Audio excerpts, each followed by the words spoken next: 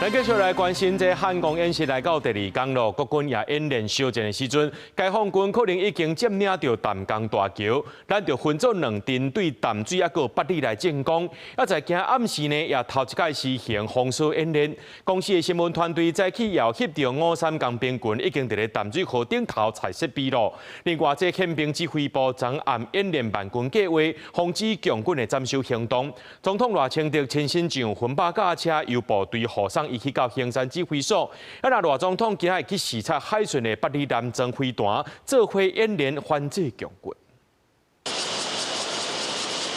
M3普門轎車吊掛油桶鋪桶囥佇河面，陸軍53工兵群甲時間比賽斗日河道阻礙，國軍無記中共進犯北台灣，可能滲透淡水河，奪取淡江大橋，威脅咱政經中央。對這代志，國軍特別選定淡江大橋做演練的重點科目。防範共軍從淡水河口登陸，今年通車啟用的淡江大橋將首度納入演練。今晚驗證主角設置，而今天一早，公社新聞獨家直擊53工兵群同步在淡水河道進行多道的主角設置。53工兵群佇淡水河道架設普通平台油桶，去年嘛頭一屆爆破，嚴正前因強軍行動。學者觀察，淡江大橋若落入強軍手頭，國軍面臨強軍分做兩路攻擊，有必要演練向前走動。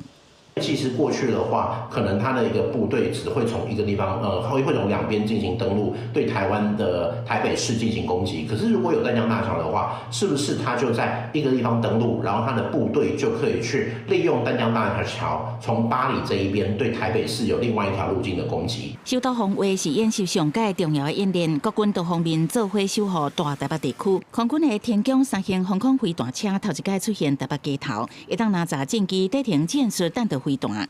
國造的天宮山飛彈肩負大台北地區的防空攔截重任，記者就直擊在漢光演習期間呢，飛彈車機動部署在大佳河濱公園附近，對面就能看到松山機場。國軍借此反制共軍的飛彈威脅，保護我方的關鍵基礎設施。愛國者防空飛彈車是在新北和平公園出現，飛彈發射箱已經升起來台面警戒，加天宮飛彈建立首都真濟沿防空飛網。今天和平公園本來就是屬於一個開闊地，那對於雷達跟飛彈的發射這個導控的方式，基本上狀況都是相當良好的。憲兵指揮部防止強軍斬首行動超過半年演練萬軍計劃，賴總統親身坐分8架車，模擬戰時階段，護送賴總統為總統府前往台地衡山指揮所來檢視指揮體系、跨部門協調甲應變機制。另外，賴總統車人嘛去八里，是到海巡八里南掛載雄風飛彈，提升反艦能力，代表海巡演練兵艦轉換投入漢光演習。